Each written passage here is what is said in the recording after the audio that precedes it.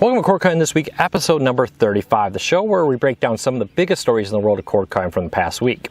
Now, this is my opinion on the stories. If you want to learn more about each story, in the show notes down below, I have links to each story so you can find out more.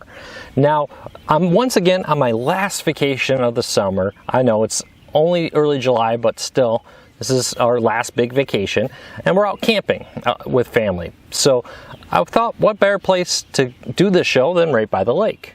But hey, tons of great news. Hopefully you are having a great summer. Hopefully you're traveling with some family this summer like I am. But I'm still here to break down the biggest stories of the world of cord cutting. So let's dive into it. The biggest story I think is most interesting is Dish is suing some stores for selling fully loaded quote-unquote Kodi boxes. I know Kodi has technically nothing to do with the boxes, at least the team that makes them. These are third-party developers who make piracy add-ons for Kodi and then sell boxes at ridiculously high prices sometimes, and then tries to make profit.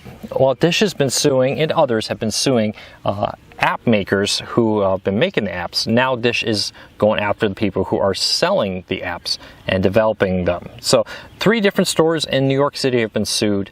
Now this has been happening in Canada and the UK for some time. Some people have seen jail time for this in the UK. And it's a groundbreaking. Dish has kind of tried to handpick a few stores here to say, hey, we really think these are the stores that we could get a precedent building case. These are the stores that we hope to win the suit and then use this lawsuit to go after other sellers that are doing the same thing. So keep a close eye on this. How this case goes against these 3 stores will dictate the future of these anti-piracy acts. Dish owns certain rights for certain content in the US only, and these devices are re-airing them outside their network, and that's how Dish is getting involved. A lot of people ask me, why is Dish suing them? Well, because Dish has the retransmission rights to this content in the United States, and these people are retransmitting it to compete with them.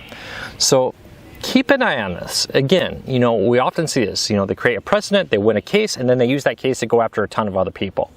Now, I know piracy is a big thing. You see it at military bases in the PX, malls, stores.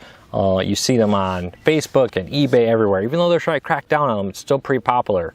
And for a long time it's been said, unless you go after the sellers, you're never going to get rid of it. Well, now they're going after the sellers, not just the people who create the apps. So keep a close eye on that. The next story up is Netflix plans to spend $13 billion this year on new content. This goes down to the war for subscribers.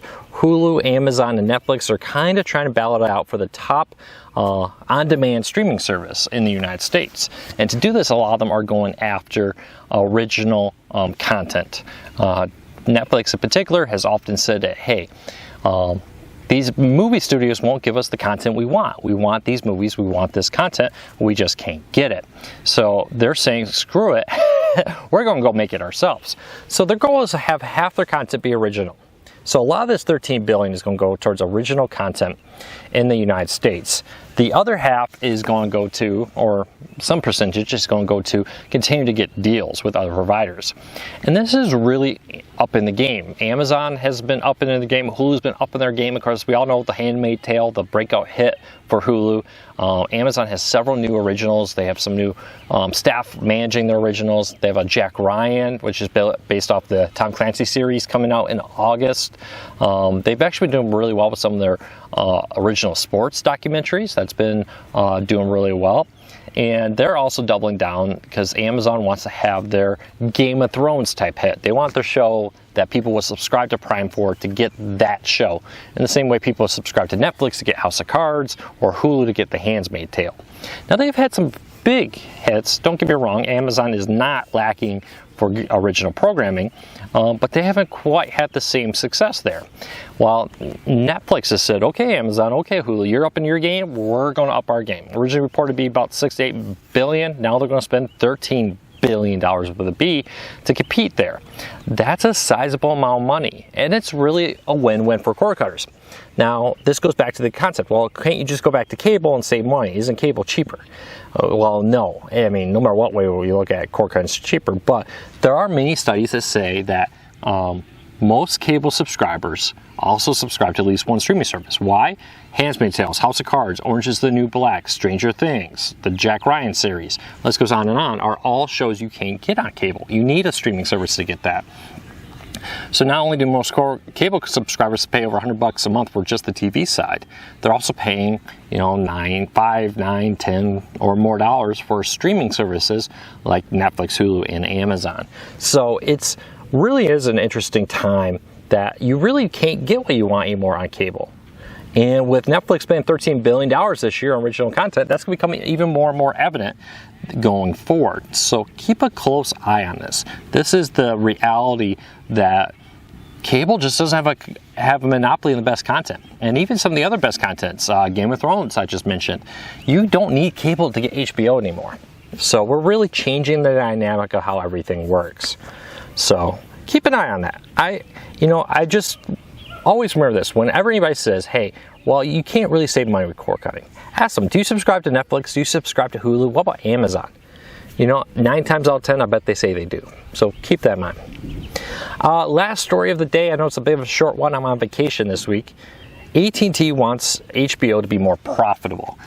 So Time Warner was sold to AT&T recently, and they've recently closed on their deal to buy all the assets of Time Warner, Cartoon Network, CNN, and HBO, to name just a few of the things there. One of the things a lot of people have wondered is what they're going to do with that. Now, they've recently gone and raised the price of DirecTV Now, for instance. They've raised their admin fees. AT&T's on a lot of debt, and they need to recover this money.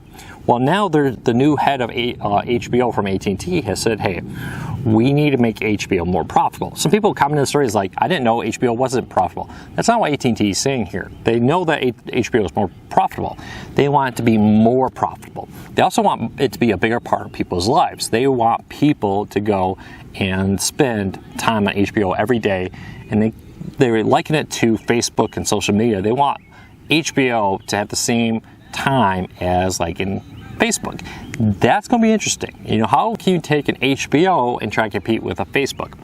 That is a very tough spot to be in. I'm not sure they're barking up the right tree, to be honest with you. I worry about the future of HBO because HBO has always been known for having really high quality content. Not a ton of content. It's not Netflix with 10,000 hours of content added every month or whatever ridiculous amount it is. They more say, hey, we're going to take the best content. We're going to be the place where if you really want the Game of Thrones, Silicon Valley, and so on, that we're going to be the place to do that in. And AT&T seems to be like, hey, we just want a lot of money. That's something to keep in mind. You know, if HBO loses its ranking as the premier content, that's probably going to go to a place like HBO, or Netflix, Hulu, and Amazon. And it could be a boon for them. And if that happens, that's going to be a really major shift in the world of cord cutting and TV in general. So keep a close eye on this story. Are you concerned about HBO? I'd love to know. Do you subscribe to HBO? Are you worried about AT&T being the owners? Are you worried about their idea that, hey, we need to get more content from HBO and more profit from HBO? Let me know what you think. I'd love to hear what your thoughts are on these stories. But these are the 3 stories that I think most importantly need to be watched going forward. The crackdown on Kodi sellers, you know, how long until they start going after the people on Facebook who and local Craigslist ads promoting these devices, how the crackdown on HBO to become more profitable. And one of the things they said during the town hall meeting from the new head of AT&T was that the first year at HBO under AT&T is going to be a tough one. So let's keep an eye on this. I'd love to know, is there a story I didn't cover that you think was very influential? Maybe File coming to Fire TV and Apple TV? Leave me a comment. Let me know. I'd love to hear from you. Check back next week. I'm in the office. I'll be back in the office the rest of the summer. All my vacations are done. I'm looking forward to getting back to a normal schedule, and being in the office would be great again. So take care, everybody. I'll see you next week. Thank you for your support, and I hope you're enjoying these traveling vacation posts I've had this month.